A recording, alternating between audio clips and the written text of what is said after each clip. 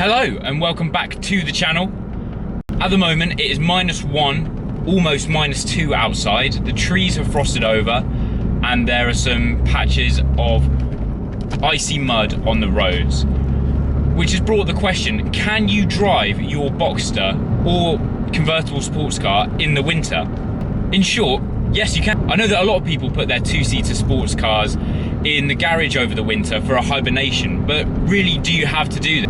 The main reason I find people do this is because they have another car that they're able to drive through these months, which may be more suited to the weather.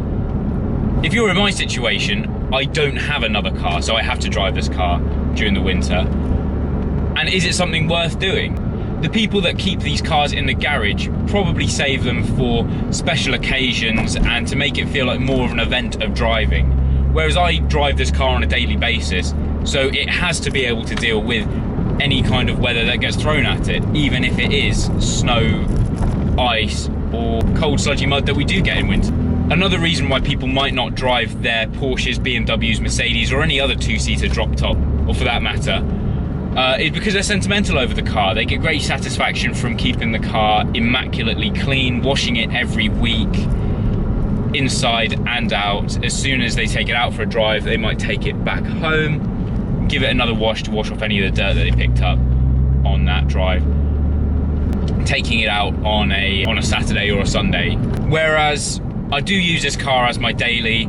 I don't wash it every week. I don't think I've washed it in the last 3 because around here in the UK, and especially on the roads near where I live, there are so many farm vehicles on the roads that there is a thin layer of mud pretty much everywhere, all over the road, that ends up all over your car. So I don't wash it that often, and I actually quite like the look of a sports car or even supercar that is covered in mud, just because it looks like it's really being used and not just kept in a garage as something to look at. There are a lot of people, I think, who shared this mindset at the Vista Christmas event that is on the channel, just due to the state of some of the GT3s, GT4s that were there have really been used over the winter. Another reason why people might not use their sports cars during the winter is because of grip. They feel that they need more grip, maybe something four-wheel drive to stick to the roads. I'm gonna plant it now. That was a flat out pull away. And as you can hear, the traction control did kick in a little bit, but it wasn't too intrusive. With the 987 Boxster, the rear tyres on this are actually really fat. They're a 265 section, so you get plenty of grip, even over cold, muddy roads. Oh, a little bit of a twitch there, I must say, but the traction control did just bring me back from that. So in the winter, I'd keep the traction control on. And with the way that the power comes in on this car, you get more of the power towards the top end, so pulling away, it finds the grip gradually.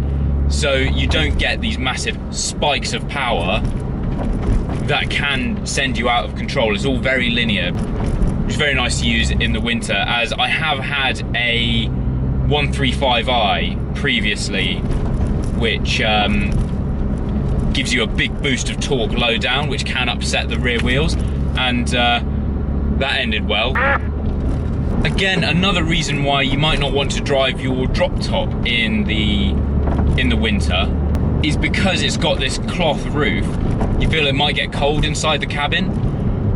With coming from my MX-5 to a Boxster, this is miles ahead in terms of the quality of the roof.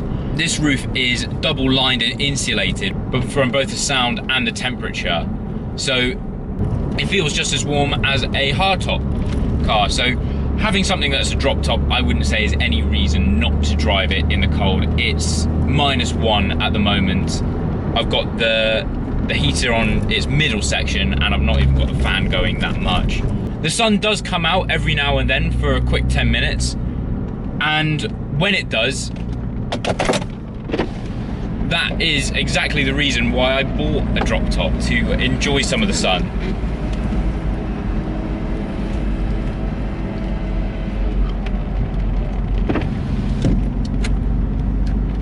turning the fan to full heat, full power. I am missing a wind deflector just here, so that does allow a bit more turbulent air into the cabin, which is bringing the temperature down. But this is very civilized. But you get to enjoy all of that noise as well. Which during the winter months, it can make you forget why you bought a car like this. So for the quick 10 or 20 minute blast, just knocking the roof down like this is fine, and I'm not cold at all, even in just a jumper. But if I did have a coat, hat and gloves, I could have this down all day.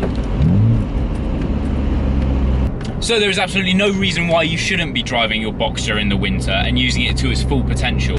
There is only one issue that I've encountered so far, and it's pretty minor, but what it is when I come out to the car in the morning and it's all iced over, on opening the door, the window should drop a little bit, so then you can close the door and it slides back up.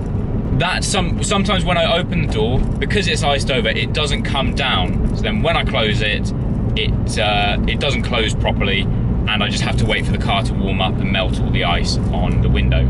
Apart from that, I think you'd absolutely be getting out in any two-seater sports car that you have, and even taking the roof off every now and then. So if you have enjoyed this video at all, do like and subscribe. If you're thinking about buying a Boxster and you're unsure as to whether it will deal with the UK weather, definitely go ahead, buy one, and even buy one in the winter when the prices are slightly lower. That's all for today. Goodbye. Ooh.